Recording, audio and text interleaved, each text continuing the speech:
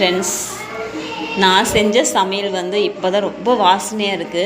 அப்போனா நல்லா வந்திருக்கும்னு நினைக்கிறேன். நீங்கள் கமெண்ட் பாக்ஸில் சொல்லுங்கள். வாசனை வந்தால் நல்லா வந்திருக்குமா, இல்லை ஏதோ ஏடகுடமாக பண்ணியிருப்பேனா அப்படின்னு கமெண்ட் பாக்ஸில் சொல்லுங்கள். அது ஓப்பன் பண்ணி பார்த்தா தான் தெரியும் எந்த நிலைமையில் அது இருக்குதுன்றது தெரியுது. ஏன்னா நல்லா வந்தாலும் நல்லா வரட்டினாலும் அதை தான் எடுத்துகிட்டு போகணும் நம்ம கடைக்கு. வேறு வழியே கிடையாது. இன்றைக்கி வந்து ஒரு ஆர்ட்ரு ஒன்று இருக்குது, லட்டு ஒரு ஆர்ட்ரு ஒன்று இருக்குது. அது பேக் பண்ணணும். எங்கள் கடையில் டீ மாஸ்டர் வந்து நிறுத்திட்டாங்க. அது ஏன் நிறுத்திட்டாங்கன்னு தெரியல. ஏன்னா டீ வந்து ரொம்ப அதிகமாக ஓடணுங்க. அப்போ தான் சம்பளம் காசு நிற்கும். மேலே வந்து பால் கணக்குன்ற ஒன்று தனியாக இருக்குது. அதுவும் எக்ஸ்ட்ரா நம்ம கையில் ஒரு எக்ஸ்ட்ரா நிற்கும்.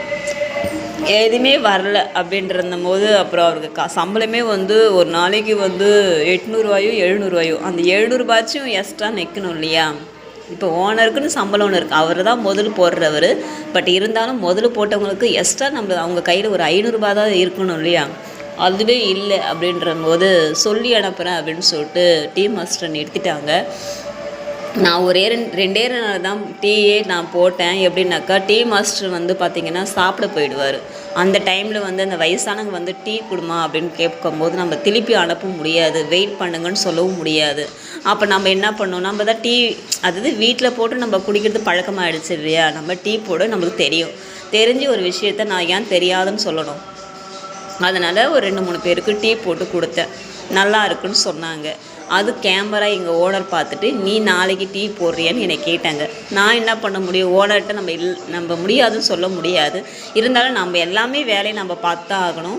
நம்ம ஒரு டீன்னு போட்டு கொடுத்தாக்கா 4 பேர் குடிச்சிட்டு 4 பேர் நல்லா இருக்குன்னு சொல்கிறாங்க இல்லையா. நம்ம அதுதான் நம்மளுக்கு முக்கியம்.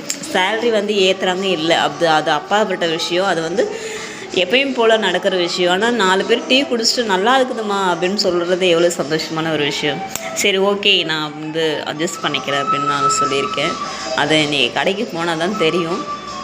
நம்ம அதுவும் பார்த்துக்கிட்டு இதுவும் பார்க்க முடியாது. பட் இருந்தாலும் வேறு ஆள் வர வரைக்கும் ஒரு நாள் பார்ப்போம், 2 நாள் பார்த்தாக்கா செட் ஆகாது எனக்கு. ஏன்னு கேட்டிங்கன்னா பார்சல் டீலாம் வரும். எனக்கு அதெல்லாம் போட தெரியாது.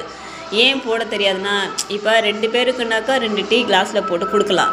இப்போ 4 டீ 50 கேட்பாங்க, 60 கேட்பாங்க. நம்ம எவ்வளோ பால் ஊற்றினாலும் அதிகமாக ஊற்றினாலும் பால் கம்மியாடும். பால் கணக்கு எங்கேயாவது இது இடிக்கும். எவ்வளோ பாலில் எவ்வளோ தண்ணி ஊற்றுறதுன்னு நம்மளுக்கு தெரியாது. அதனால் நம்ம வந்து நான் யோசிக்கிறேன், சரி கடவுள் காப்பாற்றுவார், கடவுள் கூட இருப்பார், அது ஒரு நம்பிக்கை இருக்குது. ஸோ ஓகே ஃப்ரெண்ட்ஸ், நம்ம வந்து செஞ்சதை வந்து நம்ம ஓப்பன் பண்ணி பார்ப்போம். பார்த்துட்டு நீங்கள் எப்படி இருக்குன்னு கமெண்ட்டில் சொல்லுங்கள், சரிங்களா. சரி வாங்க போகலாம். இந்த வீடியோ நான் முடிச்சுக்கிறேன். வீடியோ பிடிச்சிருந்தா லைக் பண்ணுங்கள், ஷேர் பண்ணுங்கள், சப்போர்ட் பண்ணுங்கள்.